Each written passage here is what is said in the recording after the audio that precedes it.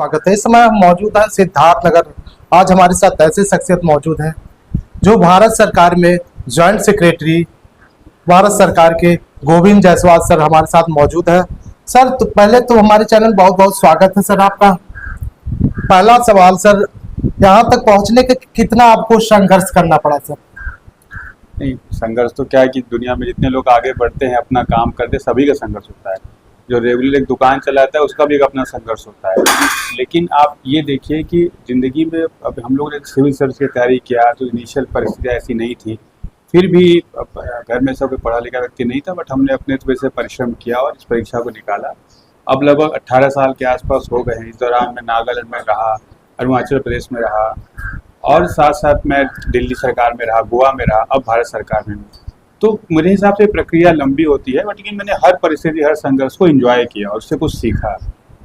Sir संघर्ष आपका, क्योंकि बहुत बड़ा संघर्ष, जब आप शुरुआत की पढ़ाई कर रहे थे तो लोग ताना भी लोग आपसे मार रहे थे, तो उसको लेकर कुछ आप कहेंगे?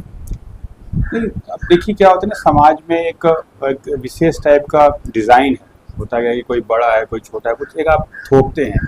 तो जब कोई भी आदमी अपने सेक्टर से आगे निकलने की कोशिश करता है या अपने इकोसिस्टम से आगे निकलता है तो लोग उस पर कुछ ना कुछ कमेंट करते हैं, लेकिन मैंने उसको पॉजिटिव लिया और कभी उस समय रिएक्ट नहीं किया। कि अगर आपको कोई बोले कि आप क्यों ऐसा कपड़ा पहने हो, अगर आपने उस टाइम रिएक्ट किया तो इसका मतलब कि आपने अपने गुस्से एनर्जी को वेस्ट किया।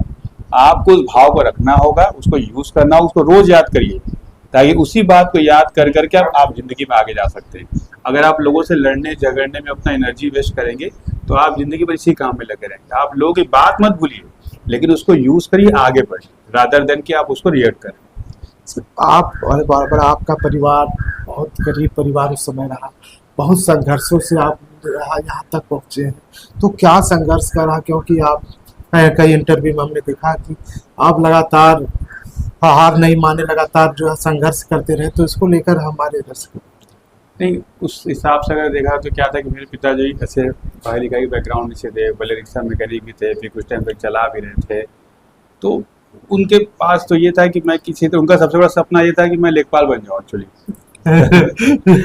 तो यही सोचते थे। तो मैंने भी कभी बताया नहीं, लेकिन मैंने बोला कि हाँ मैं ज़िंदगी भर मेहनत करूँगा और आप जो सरकारी नौकरी के लिए सोच रहे हैं उससे कुछ बेहतर कर जाऊँगा, लेकिन मैंने कभी बताया नहीं। लेकिन उस चीज़ को पढ़ाने के लिए मैंने ज़िंदगी में कई बार क्या होता है, जब अपने सपने को सबके सामने व्यक्त करते तो कमज़ोर होता है, और उसको व्यक्त करने के बजाय आप ये कोशिश करिए कि आपके मन की जो इच्छा मजबूत रहे और अपने माँ बाप को देखते रहिए। जो बच्चे ज़िंदगी में आगे बढ़ते हैं उनको अपने माँ बाप को देखते रहना चाहिए।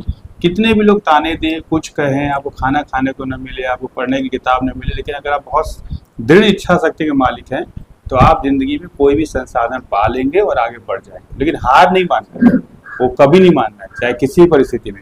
और ऐसा हर समय, हर रोज, हर दिन होगा कि आप गिरेंगे। तो गिरना इंपॉर्टेंट नहीं, क्योंकि हर आदमी गिरता है, लेकिन जो आदमी गिर के तुरंत ऊपर जाता है, खड़ा होता है, वही आगे जाता है। ये कोई ना सोचे कि हम ऐसा काम करें कभी गिरेंगे नहीं। 18 साल बाद भी आज भी हम कुछ प्रयास करते हैं तो हम कभी कभी असफल होते हैं, कभी कभी गिर भी जाते हैं, लेकिन उसमें हमारा ये प्रयास रहता है कि हम गिरे ना, निराश न हो।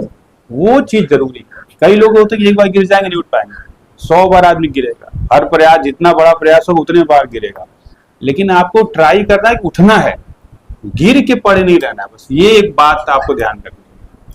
सर ये कह रहा, आपके पास उस समय जब आप पढ़ाई कर रहे थे, आप नहीं पुस्तक लेने के आपके पास पैसे नहीं थे, तो वो आपने कैसे संघर्ष कैसे? मैं कभी नहीं मानता था कि पैसा कोई बहुत बड़ा प्रॉब्लम हो सकता है, क्योंकि मैं ट्यूशन पढ़ाना शुरू तब किया जब मैं क्लास 8 में खुद था। मैंने पहला ट्यूशन तब पढ़ाया था, लेकिन उसके बाद ये था कि मैं नेशनल टैलेंट स्कॉलरशिप एग्जाम्स को निकाल लिया था क्लास 10th में, तो उससे मुझे मिलता रहा। फिर क्लास 12th में मैंने स्कॉलरशिप को निकाल लिया, फिर उसके बाद मैं लगातार ट्यूशन पढ़ाता था। आज आप सोचिए कि अगर आपको, मेरे उसमें डेली में खर्च 5000 था, तो उसके बाद मैंने जो ट्यूशन पढ़ाने के था, मैं 2,500-3,4 हज़ार पे ट्यूशन से मिल जाता था। फिर जो कम पड़ता था अपने पिताजी से रिक्वेस्ट करता था, क्योंकि अगर आप एफर्ट बहुत करते तो आपके मित्र परिवार भी सारी तरफ से एफर्ट करते, उनको लगना चाहिए कि भाई ये लड़का खुद कितना मेहनत कर रहा है। वो चीज़ आप मत छोड़िए, ये कभी मत भूलिए। अच्छा, ऐसा कोई दिन भी नहीं आने वाला है, ऐसा नहीं कि आज मेरी जिंदगी में संघर्ष नहीं है, आज अलग टाइप का संघर्ष है, लेकिन उससे कोई फर्क नहीं पड़ता। हर परिस्थिति में आने दीजिए संघर्ष। खाने को नहीं मिलेगा तो एक दिन खाना नहीं खाएंगे। किताब लेकिन मैं खरीद लेता था, चाहे खाना खाने को पैसा हो ना, किताब के लिए। चाय में नहीं पीता था, 1-2 साल भी बीच में ऐसा भी था मैं चाय नहीं छोड़ दिया, उससे कोई फर्क नहीं पड़ता। चाय जो हम लोग पैदा हुए तो चाय पीने के लिए पैदा हुए थे क्या? क्या हम सोचे थे पहला दिन पैदा होने के बाद कल से चाय पियेंगे, या पैदा होने के अगले दिन सोचे थे हम कपड़ा पहनने के लिए? हम ये सोचते पहला बच्चा जब आता है तो रोता है, आप सोचिए उसके आप हाथ पर बांध दीजिए, 1 घंटे का बच्चा तुरंत रोता है, तो यानी उसकी क्या बेसिक दे जा रहा है? आजादी, आगे बढ़ने का फ्रीडम। पहला बच्चा, 1 दिन का बच्चा यही चाहता है। तो जिंदगी में किसी फेज पर जाए तो हर आदमी की इच्छा ये रहती है कि आगे बढ़ना है, फ्रीडम कैसे मिले हमको, कैसे हमको जिंदगी में आगे बढ़ने का स्वतंत्रता मिले। वही काम आपको जिंदगी भर करना है तो आप सुखी रहें। और दूसरा सवाल सर, जब आप इंटरव्यू के लिए गए थे तो आपके पास कपड़े नहीं थे, तो आप थोड़ा सा झिझक रहे थे कि कैसे हम क्या इंटरव्यू कैसे देंगे, तो इसको लेकर सर क्या? एक्चुअली जब मैं दिल्ली में ही लैंड किया था ना, तो मेरा वेट उसमें 39 kg था। मैं खाना का इतना वो था, शॉर्टेज था, तो मेरा वेट 39 था, 6 फुट के आदमी का।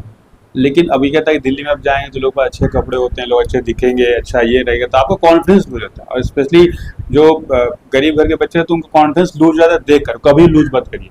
आप ये जान के चलिए कि जो आदमी इतना मेहनत कर रहा है, इतना पढ़ रहा है, उससे ज़्यादा जानकार आदमी मिलना मुश्किल है।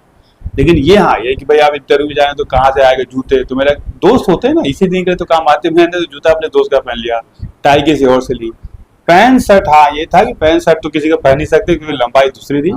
तो मैं अपनी सिस्टर से बोला था, जो कि खुद भी बहुत आर्थिक परिस्थिति में परेशान थी, बट उन्होंने अपने मेडिकल ट्रीटमेंट का पैसा उठा के मुझे दे दिया था। तो परिवार, इसीलिए मैं बार बार बोलता हूँ कि अपने हर इंटरव्यू में कि आपको आगे बढ़ना है तो आपको बाहर कोई इंस्पिरेशन खोजने की जरूरत नहीं है।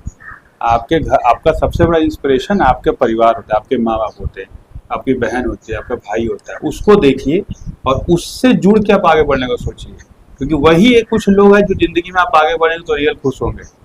आपको उनको खुश करने के लिए आगे बढ़ना है। ये चीज अगर बच्चे गांठ बांधे तो कभी निराश नहीं होंगे। जैसे आपके पिताजी, उस दौर में आपके पिताजी का जो है पैर में चोट लगा था, बहुत संघर्ष में आप उसमें बड़ा, आप इंटरव्यू दीजिए या दवा कराए, उसमें बड़ा परिस्थिति आपके पास उत्पन्न रही होगी, तो उसको लेकर?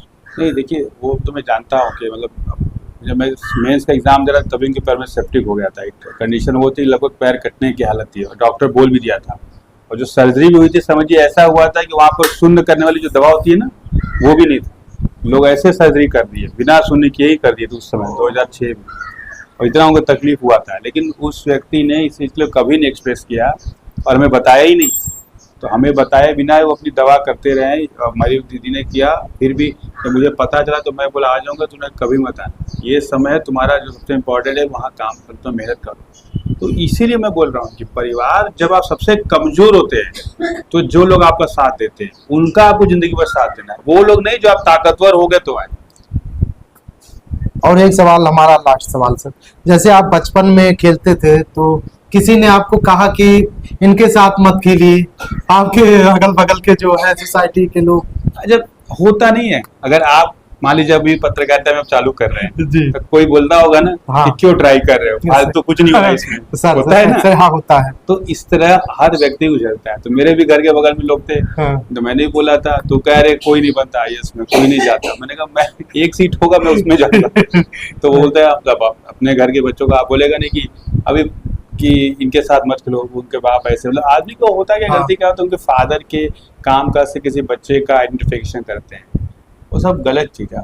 मैं इसलिए जब यहाँ पर मैंने इस गवर्नमेंट स्कूल को देखा, यहाँ कितने नॉर्मल घरों के बच्चे थे, तभी हम लोगों ने डिसाइड किया था कि इन बच्चों को ज़िंदगी में जो भी बेहतरी के लिए, अगर हमारे प्रयास से 10 बच्चे भी यहाँ के अच्छा करके निकल गए ना, तो हम लोग समझेंगे कि हमारा काम प्रयास सफल हुआ। तो एक बच्चे की ज़िंदगी के लिए भी अगर सफल कर पाए तो बहुत बड़ी बात है, क्योंकि एक बच्चे की ज़िंदगी आगे बढ़ तो 100 लोगों का ज़िंदगी बेहतर करेगा।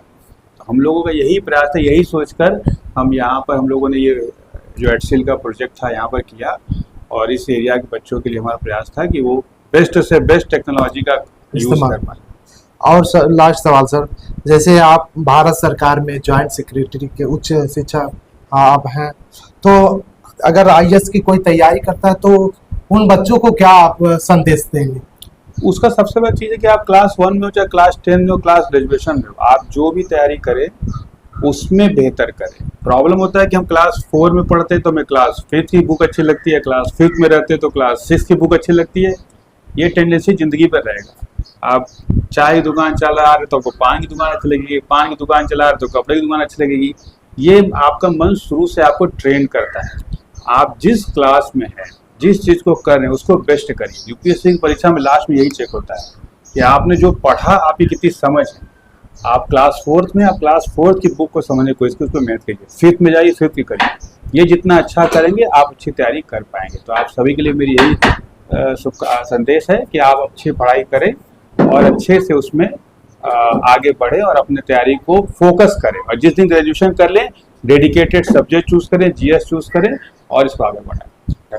चलिए, हमारे साथ थे भारत सरकार के ज्वाइंट सेक्रेटरी गोविंद जायसवाल से, जिसे खास बातचीत कर रहे थे। ऐसे खबरों को देखने के लिए हमारे चैनल पर विजिट करें। सिद्धार्थनगर से प्रदीप कुमार हमारे साथ, कैमरामैन रोहित साहनी, सिद्धार्थनगर।